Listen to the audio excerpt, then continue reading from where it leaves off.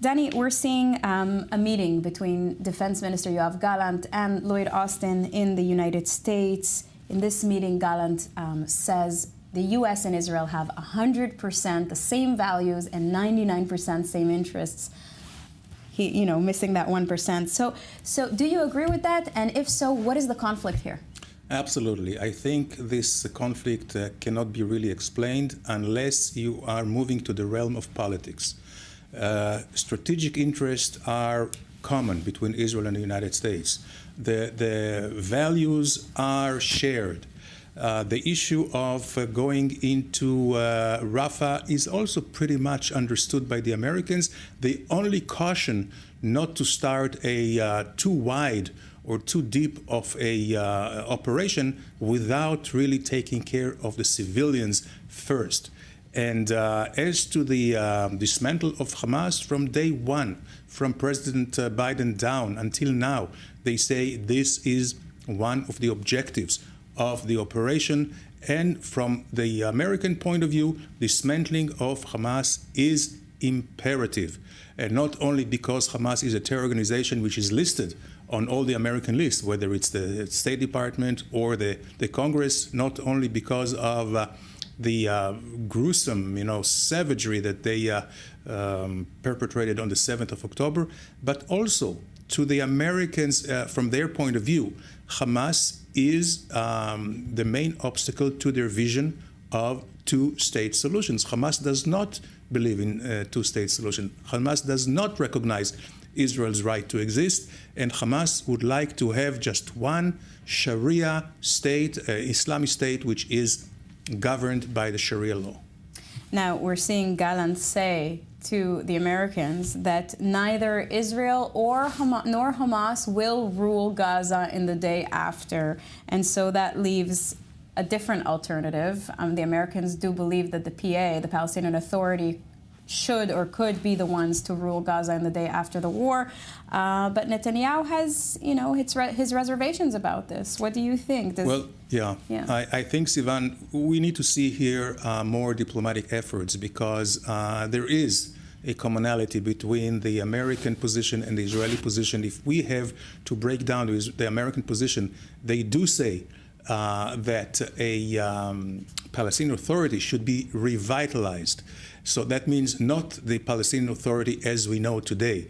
Revitalized means, and we have to break it down as well, that they stop supporting terror, they stop financing terror and terrorists and terrorist families, and they stop the incitement, and they change their curriculums in school. If this is the case, I don't see why Israel would not agree to this revitalized Palestinian Authority governing Gaza. And in any case, Israel is not going to relinquish its security control over Gaza for the time being and for the foreseeable future. We're seeing live images of distribution of aid. It appears it's distribution of aid in Rafah in Gaza right now as we speak. And we know the Americans are very keen and adamant about having more aid enter into the Gaza Strip, and they're making their own efforts in that regard. Let's talk about the UN Security Council resolution. It was an abstention and not a veto, as Israel would have expected or would have liked. And we see that Netanyahu stops the Israeli delegation from going to Washington following this abstention. What do you think about that? I do not think it was necessary. Actually, by stopping the delegation to go to Doha, we were hurting Israeli interests. We very much would like to further and to establish and to achieve the return of the hostages. I will try, Sivan, to reflect the American position. And what they have said is that, first of all, the abstention, not vetoing the resolution, is not in any way, form, or shape a change in their policies. And I believe that. What do they say? They say that you have to understand, Israel, you must understand the perspective from Washington, D.C. We are, as a global power, we have interest in other areas of the world. We cannot use the veto power too many times because we don't want to be isolated. However, when it comes to a death and life issue, we will always cast the veto. But the resolution that was passed just a few days ago was not a matter of life and death, and you can read it many ways. And here, calling for the immediate release of the hostages was very important. Yes, ceasefire also was called for, but again, a sophisticated... But during Ramadan. During Ramadan, exactly. So a nuanced, sophisticated Israeli approach would have taken the good side and embrace it. By diplomacy, you can also create a reality. Instead of Israel being isolated now, Hamas did embrace the resolution and got some legitimacy and enjoying the fact that Israel is isolated here. So you believe that the situation is not as dire as one would like to think? Not at all, not at all. And it's still, I think, the solid cooperation between Israel and the United States will continue. It's an interest, it's a value issue, and this will not stop. Now, what did you think about this vote personally? Did you think that that it was? We've heard a few people say that Netanyahu himself should have gotten on a plane and gone to Washington, and instead of calling off the delegation. What do you think about that?